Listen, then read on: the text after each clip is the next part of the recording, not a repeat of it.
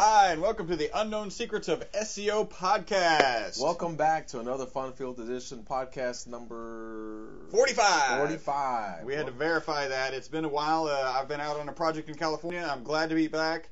Sorry our podcasts have been coming so slow, and glad you're there either watching and certainly listening to this podcast.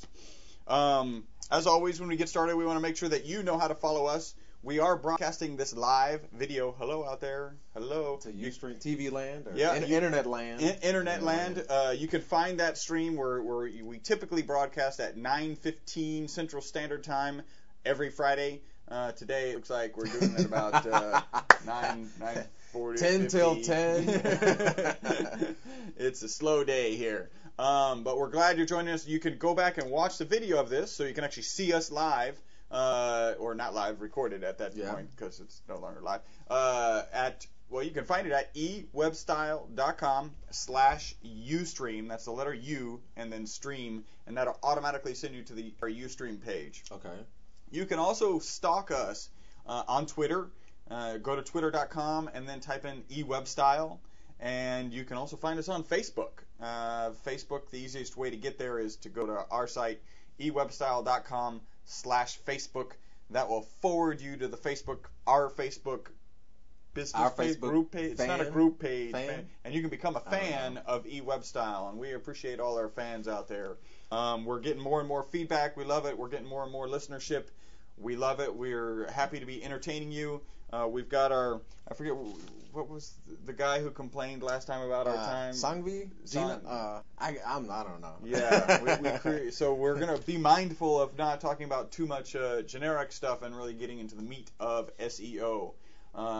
You're listening, so you probably know what SEO is. We help you get your website on the first page of Google, or at least help you to help whoever you're hiring. Hopefully you're hiring us, but if you're hiring somebody else, great. The more you know about SEO, the better you're going to be able to, one, police them, and to help them. So keep listening and keep sending comments, which you can do at podcast at ewebstyle.com. And that one has a dash in it, so that's podcast at e-webstyle.com. I think if you leave the dash out, it'll still get to us. Yeah, it'll still come. But, put it in there because it kind of helps define E and then webstyle, and that's us. That's us. And if you want to call, you can reach us at area code 713-592-6724. We'd love to hear your calls. We still have a free analysis, so you can call that and give us your domain name, and one of us here at the office will help you out. It very well may be Paul, so you can actually talk to an internationally famous guy on SEO. An expert. I'm a SEO rock star. World-class expert. Wait, that's another podcast. Be careful. Okay. You are listening to that is another podcast. To the most popular SEO podcast on iTunes, and I have statistics to prove it. I don't even know where to go. End of podcast. We'll see y'all next week. Thank you. It was a great podcast. Last time we did 2009 in review. We covered kind of the major key things that you need to be focusing on. And speaking of key, we're going to be covering keywords again. Because I think, what we came up with something creative. Oh, there's 3 things you should be focused on. Oh, no. It was 4. It was content, keywords, links, keywords, and remember keywords. We're going to get it from a different angle, though. So before you hit stop listening, we're going to approach it from an angle that we haven't approached before, and it is very, very important. This is a lot of people that I talk to, I notice they're going in one direction when they're selecting keywords, and I'm like, put on the brakes. Let's think about that first. And I think a lot of people are doing this. I don't want to say it's a mistake, but so this is something I think everybody really needs to listen to. Don't think, they've already talked about keywords, I'm going to go back to it. This is a different spin on keywords. Keywords are the most, where you're going to target your SEO efforts is determined by your keywords, the keywords that you select, and that process is immensely important. We've talked about a keyword selector tool that Google has available that you can go back and listen to that podcast and find out how to use that tool. It's a very important tool.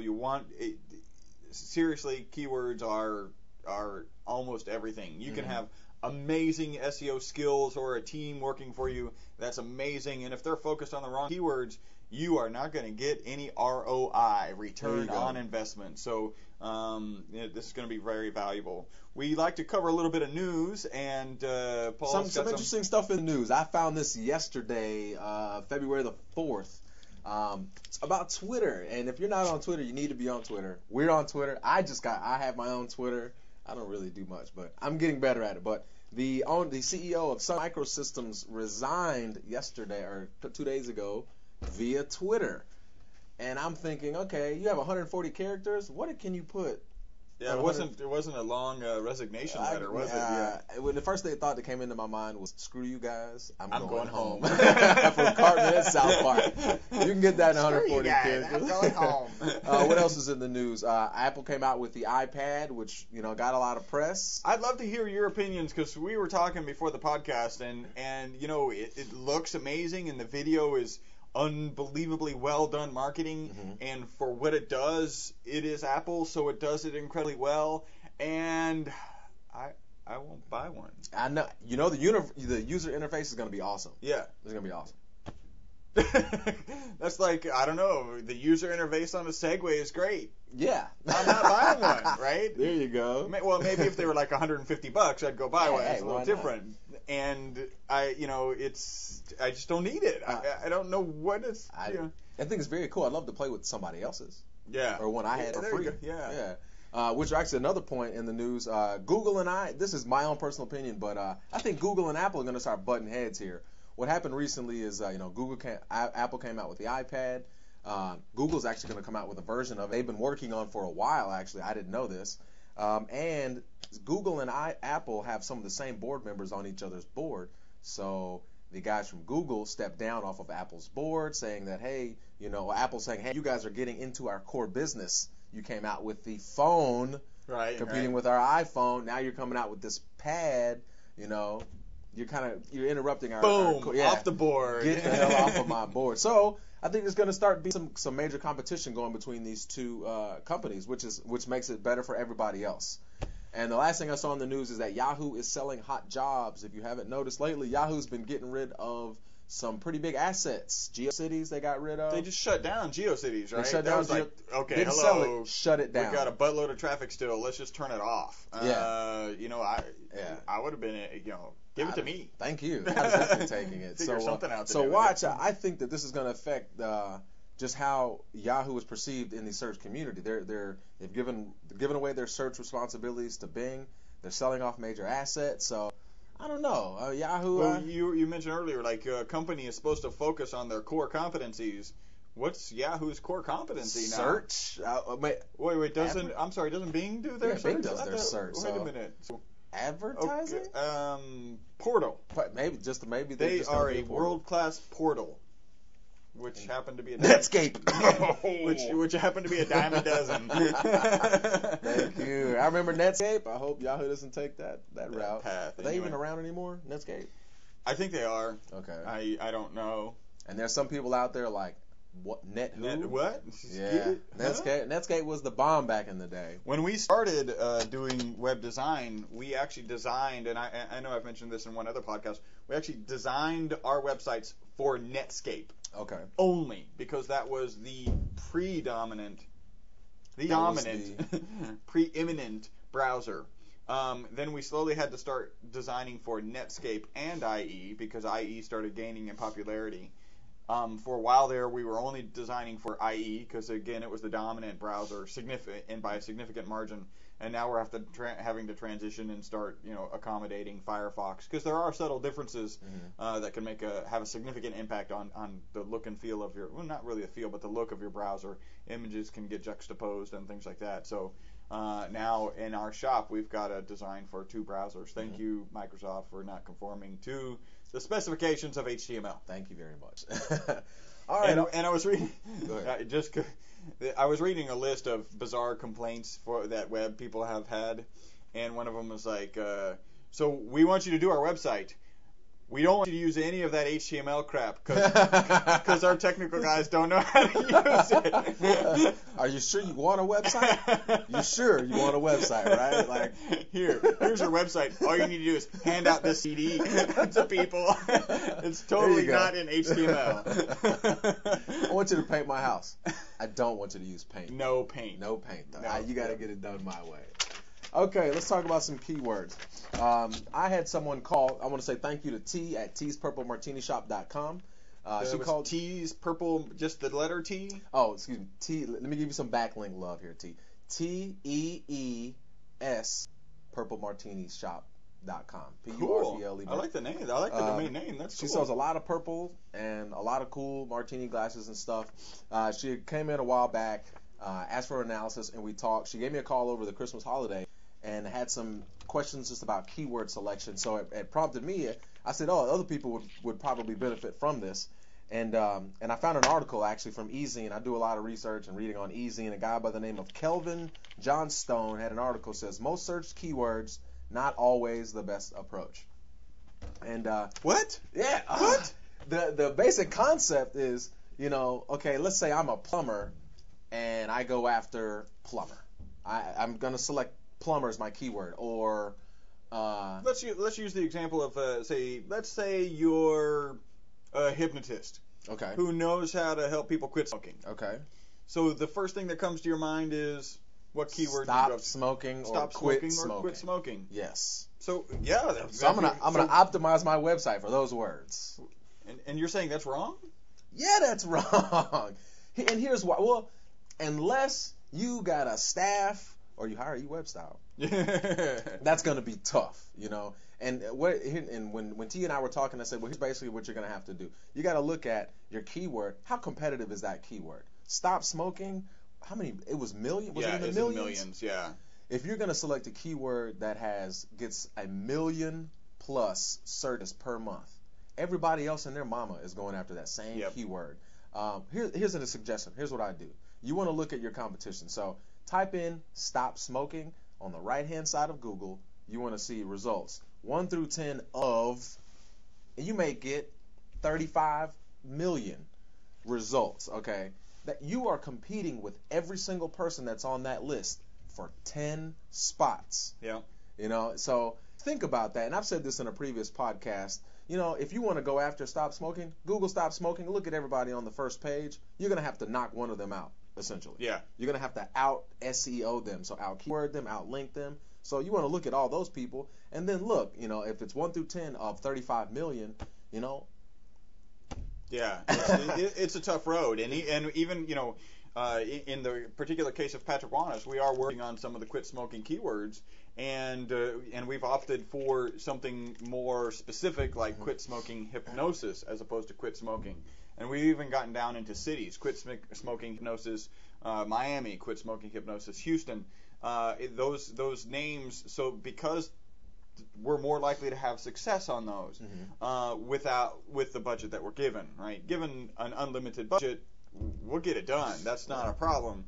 The challenge is, within the budget constraints that somebody comes to us. So like in the case of T's Purple Martini, she's going to do it herself, is what I'm understanding, or eventually hire us because she appreciates the help we've been giving her. And, so she's obviously, that's not her job. Her job is to run her business, not to be optimizing her website, doing search engine optimization. So she doesn't have the budget to go after the really big terms. So she can go after Martini. Again, that's going to be that's going to be much more competitive, much more competitive than Purple Martini glasses. Right. Because that's much more specific. And that kind of segues into the next one. He had another good point on this article. Well, before you go there, even our campaigns are designed with 15 keywords, and part of that reason is because we know sometimes clients are going to be angling for like the quit smoking, and yes, we're going to work on those and we're going to get there eventually. The challenge is that we also want to show, we definitely want to show you results quickly. Yeah. And the way to show you results quickly that are going to bring return on investment are to go after what are called long tail keywords. So we do that intentionally. Those 15 keywords are so that we can give you immediate results and then long-term more valuable results. Yeah. And people will come to us and say things like, I want quit smoking, or I want a national term. Yeah. Yeah, and we'll say, hey, yeah, we'll do that, but here's the budget that you need for that. Yeah, and you know what I'm saying, I'll have no problem telling someone, hey, we'll do this, but we would recommend you do X, Y, and Z. How about we go after a local term like we do with Patrick? Let's get some results for local terms, maybe a statewide term, then go, because your national or worldwide terms, they're going to take much more time, more man hours, and you're going to have to invest more money into getting those terms. So you want to really think about that. When you're looking at what keywords to select, look at how many searches they're getting in the keyword selector tool, look at how many other people are listed under those keywords, and then, think, can I out SEO these guys? That's a strategy you should take. Now, that is going to be time consuming. You are going to have to invest some time in this. Sorry. Yeah. Or you could make an SEO company invest their time in it, like eWeb style. For those of you who are listening, I'm pointing at myself. Yeah, just doing this, and I'm like, there it is. They can't see. I guess they can't see that. Most of them. And you brought up a good point. Long tail keywords. This is a word that I'm not familiar with. Until I had read, I'm familiar with the concept, not the actual word. He brought in two words: long tail and short tail keywords. And a long tail keyword is basically, well, let's go. A short tail keyword would be stop smoking, or quit smoking. Smoking. Yeah, or I want to here's one I'd never recommend. I want to optimize my website for the word Google. I know somebody's thought about that. When somebody types in Google, I want to show up. I want to show up. Okay, I would not recommend that. Probably no ROI there.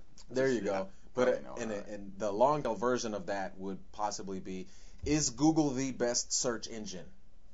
That's a long tail keyword. That's probably a bad example, but let's go. Well, with it's stop interesting. smoking. So the short term and long term it's a really interesting mixture of the phrases, because the long tail keywords actually come from the classic bell curve. Mm-hmm. That they either adjusted your grades in college or whatever. We all know 90% are within the bell, and then there's the long tail. The guys that blow the curve that get 100 on the exam. Bastards. Yeah.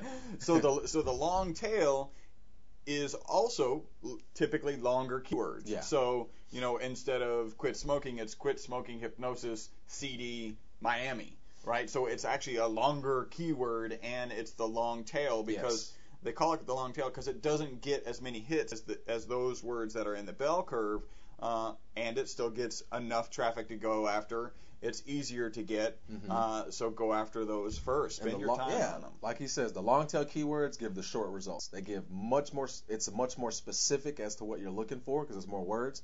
So it's going to give you a shorter list of results, but that shorter list of results is going to be more specific. And I'm going to tell you that those are the ones that you really want. Higher value. If you get the short, and so the short tail are the ones that are shorter in length and fit inside that bell curve. If you get a short, I was going somewhere with this. If you get a short tail keyword, and it's not, and you're getting a lot of not relevant traffic, right? So if all I'm selling on Patrick's website is quit smoking hypnosis CDs. Well, some people when they type quit smoking are looking for patches, a Nicorette gum. They're looking for whatever it may be. How do I advise my friend on how to quit smoking? They're looking for all sorts of information related to quitting smoking that don't necessarily have anything to do with the desire for a hypnosis CD. So, those short terms, you may go after those and realize, that's not as good. Whereas if somebody types in quit smoking hypnosis CD Miami, the city's not that important in that one. But we want that traffic, and we have exactly what they want, so it's more likely to result in a sale. So any effort I spend on that is valuable effort. And I'd say the more specific you can be, the better. And the more because if they're typing in, if I'm going to type in something that long, I know exactly what I want. I'm looking for this, and this. So that's going to be like a prime sale or a prime sales opportunity for your company. Now, I don't want you to think, I need to go after all long tail and drop all my short tail, just understand there's a difference, and you need to approach them differently. They will bring different results. Short tail will bring more results, less relevant. Long tail will bring less results, more relevant. So you really need to think about this when you're doing your SEO and you're selecting your keywords and which keywords am I going to choose. So I thought it was a really cool article that I'm looking at the wall, but here's where I have the article. By Kelvin Johnstone, most search keywords, not always the best approach. I found it on eZine. And I want to say thanks to T again at Tees, Tees. So maybe we can make some recommendations for her. I'm sure you did in the phone call. Yeah, what was she actually going after? What short tail was she after? And what kind of long tail did you recommend? I don't remember. But I specifically I don't remember. I don't want to put you on the spot or anything. Well, but I can say this. She sells lots of purple gifts and trinkets and things, and she has a lot of martini items and bar glasses and things. And does she sell like the fake ice with the fly in it? I don't know. If it's purple, maybe. And she had I don't remember specifically, but she was looking at some short tail keywords, and I said, okay, these are fine keywords to go after, but remember, I think it was like martini. I do remember it was martini. And let's just think about that. If somebody's typing in martini, first off, they're probably looking for a recipe. That's what I'd be looking for. Right? So if she shows up there, it's not really that valuable to her. What percentage of people who type in martini are actually looking to buy martini glasses? Mm-hmm. They're at least going to type in martini glass. At a minimum. And I think that's a good word to go after, but at the same time, you're going to compete with everybody else that's under martini glass. Yeah. So think about. So does she sell? Does she sell plastic ones? I'm sure they're like nice quality plastic martini glasses. So plastic martini glasses is a long tail term that would be easier to get on the first page. That's a good one. I should have told her that. She's gonna listen now. It would be easier to get on the first page, and it would be very specific to hopefully to product they have. Now add the word purple in there, and it's a no-brainer. If they're looking for a purple plastic martini glass, or plastic purple martini glass, there you go. I mean, I like that. So then those are terms that should be very easy. She really probably should just needs to set up one page, optimize the text on her own page, because not that many people are going to be typing that in, and she'll do pretty well. That would be an easy thing to go after. So there's an example. Anything else that kind of pops to mind in your conversation with her? Because I think these real world examples really. Oh, I love it. And thanks for T for calling, and thanks to everyone that's called in. I got about 4 calls this month, and sorry T and AJ, you're the only 2 that I actually wrote down. Sorry I got busy, but I love this example of short tail, long tail, and having real world examples. All right. Well, we have about 5 minutes left, so it was interesting because before the end of the year, we were covering an article. I think it was John Reynolds sent a letter. John Reynolds at John Reynolds Media. And I love the question was Google acknowledges that there are 300 things that they look for or use to determine search engine placement. And I know of it was content, keyword, and links. What are the other 297? Yeah. So we found an article which is a really interesting article. It's from SEO Moz, and it was just covering the main things that are of interest. We were doing that by the end of the year. Our first podcast in 2010, we decided to do a year in review, so we interrupted that process. Incidentally, the next few items in the continuation of what we were doing in 2009 is actually the stuff that we talked about in that kind of year in review. Yeah. And so they're worth going over again, and we're just going to do that real quickly just to wrap this up. What is important? Keyword-focused anchor text from external links. And so we've explained it a number of times before, but it's worth explaining again. The great example I like to use, and although this is an internal link example, is everybody uses the word home for people to get back to home. And Google probably has excluded that from their algorithm because everyone uses it, and it's the page that comes up when you press home has never anything to do with homes, right? Yeah. So that's a great example. Really, you need links on your page that go to your home page that are let's say plumber, Houston plumber, right? So your links need to be Houston plumber, You also need to have the home because that's for usability. And Houston Plumber tells something to Google that home doesn't. In fact, Houston Plumber tells the right thing to Google and home tells the wrong thing to Google. Well, you also want that keyword text that's linking to your website from external links to have the right keyword text. The keyword text. You want to have keywords in your anchor text. So, very important when you're working on external links. By the way, if you're not working on external links, you need to call us because you should be. That's where you're going to get your search engine placement from. External link popularity. There's kind of two. There's quantity and quality. What is the quantity? Obviously, that's number. How many people are linking in. Quality is related to effectively the page rank of the website that's linking to you. A link from MSN coming to my plumbing shop is going to have a lot more value than a link from, I don't know, JoeBlow.com. JoeBlow.com. I wonder if there is a JoeBlow.com. You know there is. You don't wonder. You just wonder what's there. I like this one. Iterative, algorithm-based global link popularity. I don't even know what that is. Let me translate that. PageRank. Oh, all right. I got that. It's just PageRank. So PageRank, we all know, is very valuable. Google recently took it off of the Webmaster Tool page because they really don't want you focusing on PageRank. Remember, and I've got a good quote, which is your job when you're doing SEO or your job as an SEO company is to provide a good user experience to Google's users. If you do that, you're going to do well in SEO. So that's going to wrap up our 45th podcast, our second podcast of 2010. We really appreciate you listening. You are listening to the most popular SEO podcast on iTunes. Until next time, I'm Chris Burris. And I'm Paul Hansen. Bye-bye for now.